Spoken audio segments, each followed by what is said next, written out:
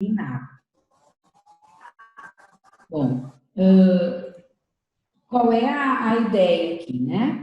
É a gente fazer esse primeiro encontro, né, onde a gente vai falar sobre epidemiologia, né, do que é epidemiologia, o básico, né, da epidemiologia. Estou vendo que tem mais gente que está entrando. Então, onde a gente vai conversar sobre alguns conceitos da epidemia. E aí, o que eu imaginei para a gente fazer? Hoje a gente vai ter esse primeiro encontro, né? A gente sabe que o Zoom, a gente tem um tempo de 40 minutos para conversar. E aí, nosso próximo encontro, a gente dá seguimento e começa também a discutir artigos que eu vou estar passando para vocês, para a gente fazer a discussão do artigo também nesses encontros, tá? Então, na verdade, a gente vai tentar fazer um grande módulo de epidemiologia, trazendo não só os conceitos básicos, como os métodos de pesquisa utilizados dentro da epidemiologia, que aí a gente aborda um pouquinho também da metodologia, que é uma aula que você já tem com a Fernanda, né? E aí a gente vai fazendo, viu, Fernanda? A gente vai fazendo junto, mais adiante, juntando a epidemio com os métodos de pesquisa que a epidemia utiliza também, tá? Para a gente poder contextualizar melhor. Tá. A senhora está falando em relação às aulas de TCC, que é para eu começar a voltar, como a gente tinha combinado, não é isso? Isso, mas as aulas mais na questão do método, né? Dos métodos de pesquisa. É um estudo de corpo. Na verdade, a aula ela é mais no sentido de fazer o pré-projeto. Se a senhora quiser que eu foque na metodologia, a gente pode estar mudando. Não, você segue fazendo lá a aula do projeto, mas aqui, nesses encontros que a gente vai ter, a gente vai estudar os métodos, que eu acho que é uma coisa que vai agregar, entendeu? Que, na verdade, isso é com a aula de lá, tá? Então, a gente consegue estudar os métodos diferentes de pesquisa, o que se usa, enfim, para poder contextualizar melhor, tá? Tem duas pessoas tentando entrar, Érica e Osana. Eu acho que agora estão todos. O grupo todo são quantos alunos, Fernanda? Eles são 16. Hã? Tem 16, tem Bruna. Tá, tem 12 que já estão online, tá? 12 comigo contigo. Então, tem 10 que estão online, tem 6 que não estão. Então, vamos começar, porque a gente não tem muito tempo aqui na plataforma. Então, acho que é melhor a gente já iniciando, né? Então, a primeira coisa que a gente tem que fazer, deixa eu ver se eu consigo passar o slide. Todo o material que a gente vai discutir hoje, eu tirei do livro de Epidemiologia do Pereira, tá? Que é um livro muito bom, que inclusive, se vocês tiverem acesso a essa bibliografia, depois eu vou passar a bibliografia certinho e já vou passar para vocês um capítulo do livro, o próximo capítulo que a gente vai estudar. Eu vou escanear e vou mandar... Licença, professora. Desculpa interromper, que tem... Emily está dizendo que não está conseguindo ouvir. É só um minutinho aqui. Porque tem que ativar o áudio primeiro, né? Para poder ouvir. Aí vou só explicar aqui para ela. Viu? Peraí. Então, assim, a gente vai estudar hoje o capítulo 1 do livro de Epidemiologia do Pereira, tá? Maurício Gomes Pereira. Então, para vocês terem uma ideia, assim, de como é que começa tudo isso, né? Quais são as definições. A primeira coisa, ele define epidemiologia, né?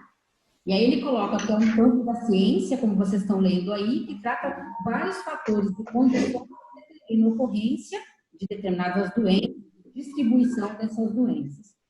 O que a gente está vivendo hoje, com toda essa situação do Covid, é um problema epidemiológico, né? A gente está tendo que fazer um estudo apurado de todo um ciclo do vírus e uma forma de contágio do vírus e uma projeção. Então, o que a gente tem visto na televisão hoje, naquelas reuniões, né, que fica lá o ministro da Saúde, o secretário de Epidemiologia, mais alguns ajudantes do Ministério, o que eles estão fazendo é exatamente isso que a gente vai discutir aqui. É o estudo epidemiológico do Covid. Então, diariamente, eles estão atualizando os boletins epidemiológicos, nos dizendo quantos casos suspeitos, quantos casos confirmados, quantas mortes, qual é a projeção de crescimento. E como é que eles sabem a projeção de crescimento né, do Covid? Porque eles fizeram um estudo entre a virulência, né, do vírus, ou seja, a forma como o vírus pode se propagar e como ele consegue se multiplicar dentro da comunidade, dentro das cidades, né, fazendo com que traga novos casos, uma incidência de novos casos. Todos esses termos que eu estou falando aqui, a gente vai ver ao longo desses estudos aqui.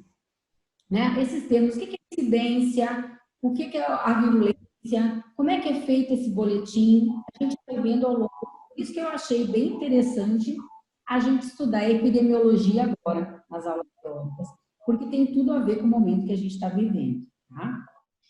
Alguns fatores históricos da epidemiologia. Né? Então, a gente começa esse estudo da epidemiologia desde a época de Hipócrates. Então, lá, o pai da medicina, ele fez os primeiros estudos epidemiológicos naquela época. Então, a epidemiologia é uma coisa nova? Não, ele veio com a história da medicina. Ele vem lá da época de Hipócrates, né? Dentro da área da enfermagem, a gente tem uma enfermeira que é a mãe da enfermagem, que é a Florence Nightingale, e ela estudava muito epidemiologia. As enfermeiras estão aqui na sala também? Quem são as enfermeiras do grupo? Não estão? Porque esse também é um estudo. Entrou Ingrid e Regiane agora.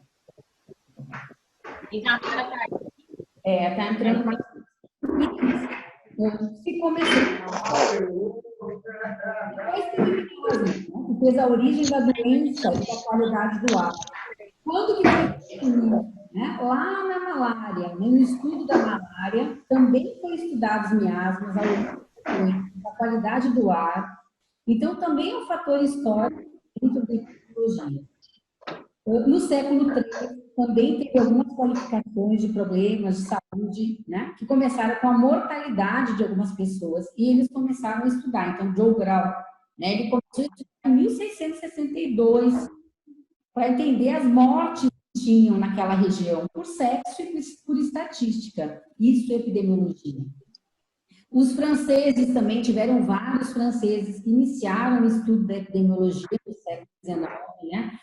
Louis Guilherme, Louis Pasteur, que a gente conhece tão bem, né?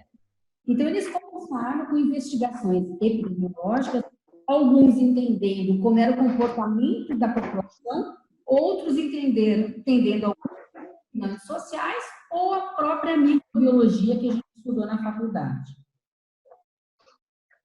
Fica dentro, aí travou aqui, vou passar o slide. Ainda dentro das leis das epidemias, o William Farr também foi um estudioso, começou a ver a ascensão rápida, né, de algumas doenças, o ápice, a queda.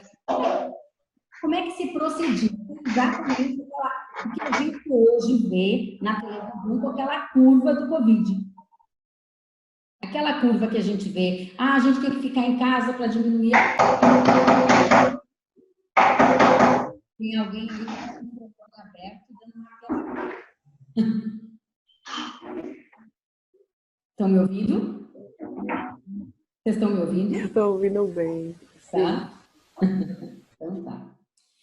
Depois também teve a investigação da cólera, que foi um outro problema, né, de epidemia que a gente teve há uns anos atrás, e que eles começaram a estudar de onde vinha aquela doença, e começaram a descobrir o consumo da água poluída, né, e começaram a tratar. Ainda no estudo da cólera tem uma curiosidade, assim, os mosteiros começaram, vocês sabem essa história, mas nos mosteiros eles começaram a fabricar cervejas, porque eles descobriram que as pessoas que tomavam cerveja não tinham a cólera. E aí uma das descobertas depois foi porque, como no tratamento da cerveja, a água também era fervida e tinha outras componentes que matavam, né? E aí a pessoa não tomava água poluída. Então achavam que cerveja fazia bem para a cólera. Na verdade, o processamento para sair a cerveja acabava e as pessoas não adoeciam, né? Então, também eram coisas que foram vistas. Então, quando a gente parte para pensar isso, né, a gente tem que entender que todo o método, toda a epidemiologia, ela parte do método de investigação. Por isso que eu falei para vocês que a gente vai estudar os métodos de investigação mais adiante para poder entender. Eu sempre começo tratando os dados, né? Então, a epidemiologia, ela se baseia muito na questão dos dados estatísticos, dos dados que a gente tem. Que dados eu tenho? Quantas pessoas em Salvador hoje estão contaminadas com Covid? Quantas pessoas estão assintomáticas, quantas são sintomáticas? Quando essa interpretação desses dados é feita por métodos de investigação. E cada método de investigação, ele é apropriado, ele tem que estar sendo apropriado para a população e para aquele fim que eu estou investigando. Até aqui está claro? Até aqui está tudo claro? Vamos lá. Sim. Vamos Sim. Então, sim. E aí, dentro dos estudos, tá? Dos tipos de estudos, nós temos os estudos descritivos, que é um tipo de pesquisa epidemiológica, onde a gente descreve os dados colhidos. Vou dar um exemplo para vocês. O meu trabalho do mestrado foi disfunção de quadril em crianças com anemia, de prevalência de disfunção de quadril, em crianças com anemia falciforme. Qual foi o tipo de estudo que eu tive? Um estudo descritivo. Eu estava descrevendo, naquele momento que eu estava pesquisando, quantas crianças que eram atendidas lá no IMOBA, que tinham anemia falciforme, apresentavam também uma disfunção no quadril, articular no quadril. Então, eu estava descrevendo aquela população que eu tinha naquele momento. Será que hoje, se eu fosse refazer esse trabalho, eu teria o mesmo resultado? Não, porque ele só descrevia aquele intervalo de tempo que eu estava fazendo a pesquisa. Pode que o resultado se aproxime, mas não quer dizer que dê o mesmo resultado, né? Porque eu estou fazendo uma população diferente, num momento diferente. Os estudos descritivos, eles podem ser retrospectivos, aonde eu vou buscar na pesquisa, por exemplo, prontuários. Eu vou pegar os prontuários das crianças que internam no Hospital Macagão de Esteira, que internaram aqui de 2010 a 2012, para saber quantas dessas tiveram complicações e internaram na UTI. Estou inventando aqui, né? Então, eu estou fazendo um estudo descritivo, retrospectivo. Eu vou descrever o que estava acontecendo lá em 2010 a 2012, mas com base nos dados que estão nos prontuários. Então, ele é um pesquiso retrospectivo. Eu posso fazer no momento que eu estou vivendo, que a gente chama de transversal, que era o meu estudo, no momento que a gente está vivendo, ele é um estudo transversal, mas eu também posso fazer tentando buscar projeções do futuro, descrevendo o que possa acontecer no futuro, frente a um ciclo que eu estou vendo no presente, que é a curva do Covid. Então, eles estão fazendo uma projeção, né, do que possa acontecer. Também, além dos estudos descritivos, tem os estudos analíticos, que vocês estão vendo aqui. Ele tem o objetivo de investigar profundamente a associação entre dois eventos. Será que todo mundo que tem hipertensão também fuma? Será que a hipertensão tem alguma coisa relacionada a diabetes? Eu estou fazendo um estudo analítico, eu estou analisando duas possíveis doenças e tentando ver se uma tem a ver com a outra. E aí, nisso, eu estou fazendo um estudo analítico, porque eu quero investigar essas variáveis, se tem associação uma coisa a outra. Será que todo mundo que tem câncer de mama usou anticoncepcional? Entendeu? Eu estou associando dois eventos diferentes. O uso do método anticonceptivo com o câncer de mama. Né? O uso de determinadas medicações com outra doença. Eu estou fazendo um estudo analítico. Eu estou investigando profundamente a associação entre dois eventos. Tem os estudos experimentais, tá? Que são estudos intervencionistas para ver eficácia de medicamentos e vacinas. Exemplo que a gente está vivendo. Eu estou trazendo esses exemplos do que a gente está vivendo hoje para poder vocês entenderem o que a gente, né, o momento também. Nós estamos hoje no Brasil com vários estudos experimentais para ver se cloroquina é eficiente no combate ao Covid, né, a complicação da Covid. Então, hidroxicloroquina mais azitromicina, essa associação de medicamentos, ela é eficiente para evitar as complicações. Isso é um estudo experimental. Eu estou fazendo uma intervenção para ver uma eficácia do medicamento naquela. Os estudos experimentais, normalmente, quando eles começam a ter uma intervenção em seres humanos, eles já tiveram antes a intervenção em laboratório, na célula, eles tiveram um estudo em animais, para depois chegar a um estudo experimental em seres humanos.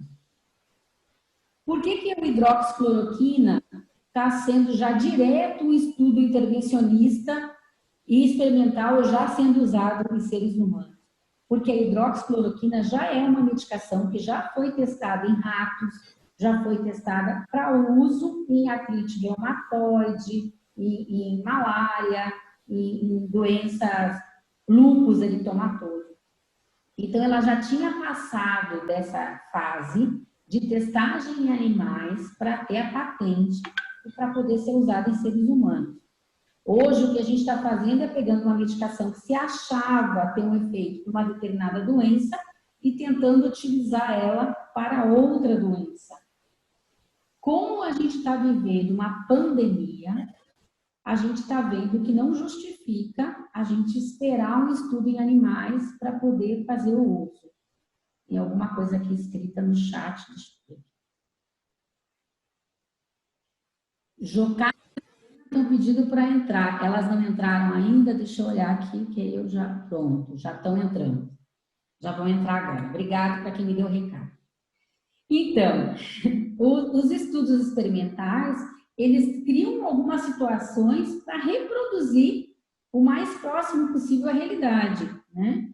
Então, você tem que criar uma situação para poder, mesmo o experimento, quando ele é em animais, ele tem que provocar a doença no animal para poder usar a medicação e ver se ela combate. Então, um estudo experimental. Eu participei de um estudo experimental, uma época, que era gastrosquise. Eu não sei se vocês já ouviram falar dessa doença. São crianças que nascem com todas as vísceras, né? Um abdômen aberto, então não ocorre no período embrionário o fechamento da musculatura abdominal e das camadas da musculatura abdominal, o intestino fica tudo exposto. Quando a criança nasce com esta patologia, ela tem um risco de infecção muito grande, ela tem um risco inclusive, de líquidos, né, de controle hidroeletrolítico, porque ela perde muito de perdas insensíveis ali, porque está exposto o intestino. Então, o que eu vi um estudo experimental, onde um cirurgião pediátrico começou a provocar gastrosquise em ratinhos que estavam dentro do útero das ratas. Então, ele fazia uma intervenção na rata gestante, abria, né, fazia com que os abdômenes dos ratinhos fossem abertos, esperava um tempo com o abdômen do ratinho aberto, dentro da barriga da rata, e aí ele operava de novo internamente, tudo por vídeo. Ele operava e fechava intraútero o abdômen dos ratinhos. Isso é um estudo experimental. O que ele queria fazer com isso? Ele queria ver se não daria para fazer uma intervenção nessas crianças ainda intraútero das mães, evitando que elas nascessem com a gastrosquise, deixando com que elas já nascessem com o abdômen fechado. Isso é um estudo experimental. Estudos não experimentais, né? É para fazer uma pesquisa, o objetivo de observar a pesquisa muito utilizada em saúde, que são essas pesquisas que a gente faz de ficar observando uma realidade. Tu não está experimentando nada, mas tu está observando. se determinado medicamento provoca tal coisa, se determinada situação gera uma outra. Então, é um estudo onde você mais observa e relata o que você observou. Então, esses são os tipos de estudo que a epidemiologia usa bastante: descritivo, analítico, experimental e não experimental. Tá? Lá pela metade do século XX, começaram a ter muito ênfase nas pesquisas, porque eles começaram a ver condições de saúde, buscar fatores de risco, avaliar a utilidade e segurança das intervenções. Então, começou a se pensar assim, bom, o que a gente tem que fazer para a população ter mais saúde, para evitar contágios?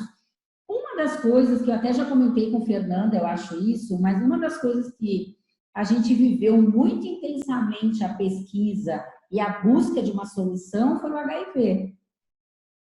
Porque nos anos 80, os primeiros casos de HIV, a gente não tinha nem noção como é que contaminava. Nós cuidávamos dos pacientes, eu cheguei a pegar essa fase, porque eu estava nessa época de vocês, eu estava na faculdade, vocês já são formados, eu estava antes de vocês, eu estava na graduação, quando começaram os primeiros casos de HIV na cidade onde eu fazia faculdade, e a gente não sabia direito como é que contaminava. Então, e eram pacientes que já chegavam com a doença, já chegavam com problema respiratório intenso, porque eles já estavam muitos com tuberculose. Então, a gente tinha a tuberculose, que a gente sabe que é uma chance de contaminação grande para aerosóis, né? Nós tínhamos um paciente que a gente não sabia como é que ele estava contaminando. Eles tinham muita febre, então eles suavam muito, os lençóis tinham que ser trocados várias vezes no dia, porque encharcava os lençóis. E a gente tocava nesse lençol molhado sem saber se a gente estava se contaminando ou não. E tinha mais as questões de sangue mesmo, né? As punções, soro e tudo mais que a gente tinha que fazer. A urina, as fezes desses pacientes, muitos tinham diarreia. Então, o que acontecia? A gente não sabia. Ali se começou todo um estudo, tanto para as questões de biossegurança que a gente tem hoje, a questão da máscara, luva, EPI, que a gente usa hoje, foi graças à situação toda que a gente viveu do HIV. Então, isso fez com que a população se modificasse, principalmente o pessoal da área de saúde, né, se modificasse em relação aos cuidados com o próprio corpo, né, com a nossa saúde. E ali começaram vários estudos naquela época, na tentativa de descobrir o que estava acontecendo. Ainda tem investigações etiológicas, né? Então, quando você quer saber qual é a etiologia dessa doença, como é que ela funciona, você pode fazer estudos controlados, não experimentais, ou seja, estudos de observação controlados, que podem ser prospectivos, ou seja, para o futuro, como podem ser retrospectivos. O estudo de cohort, por exemplo, é um estudo que você pega uma população e estuda ela ao longo dos anos. Ela pode ser retrospectiva ou prospectiva. Normalmente a gente usa o estudo de cohort prospectivo. Por exemplo, eu pego todas as crianças que nascem no ano de 2020 e eu vou ficar controlando elas até 2040 para saber se a forma como elas nasceram, se foi cesariana ou parto normal, se traz algum tipo de transtornos ao longo da vida em outras doenças. Então, eu estou observando se quem nasceu de cesariana vai ter mais, eu estou inventando aqui, tá? Vai ter mais tendência a ter problema respiratório ao longo da vida. Então, como é que eu sei disso? Se eu pegar essa criança do momento que nasce até a idade adulta e ficar monitorando ela. Isso é um estudo de cohort. Tá? Teve um estudo desse tipo que foi feito na Irlanda, foram enfermeiros que fizeram com pessoas que tinham características otimistas. Então, pessoas que eram mais alegres, eram mais felizes, eram mais otimistas, elas pegaram esses que eles chamam de construtos e ficaram monitorando ao longo de anos, né? Eu não lembro se foi 10 ou 15 anos essas pessoas. E aí eles descobriram que pessoas mais otimistas tinham menos chance de ter problema cardiovascular. Reduzia em 20% a chance de ter problema cardiovascular. E pessoas pessimistas aumentava 20% a chance de de ter problema cardiovascular. Mostrando que otimismo e pessimismo são preditores de doença. Então, isso foi um estudo de coach que foi feito, onde eles fizeram um acompanhamento com aquelas pessoas ao longo do tempo. Quando ele é feito retrospectivo, você pega os prontuários e fica monitorando aquelas pessoas nos anos todos que elas tiveram atendimento. Só é possível quando a gente tem um sistema que tenha registros ao longo do tempo, que a gente consiga, de fato, monitorar essas pessoas de forma retrospectiva. A atual forma que a gente trabalha hoje no Brasil, como ainda não está integrado todo o sistema do SUS, é difícil a gente fazer um estudo de coach retrospectivo. Porque você não sabe. Hoje eu consulto no Ernesto Simões, amanhã eu estou consultando no Roberto Santos, depois no outro mês eu consulto. Então a gente não tem hoje um banco de dados que nos permita fazer um estudo no SUS de coach retrospectivo. Porque as pessoas vão em serviços diferentes, né? A não ser em alguns segmentos, por exemplo, na hemoterapia, sim, você consegue fazer um estudo de coach retrospectivo porque existe a hemorrede. Nenhum de nós pode doar sangue sem entrar nos dados na hemorrede. Por que tem isso? Para saber, porque você pode ter doado sangue em Salvador hoje e amanhã vai lá em Aracaju e quer doar em Aracaju.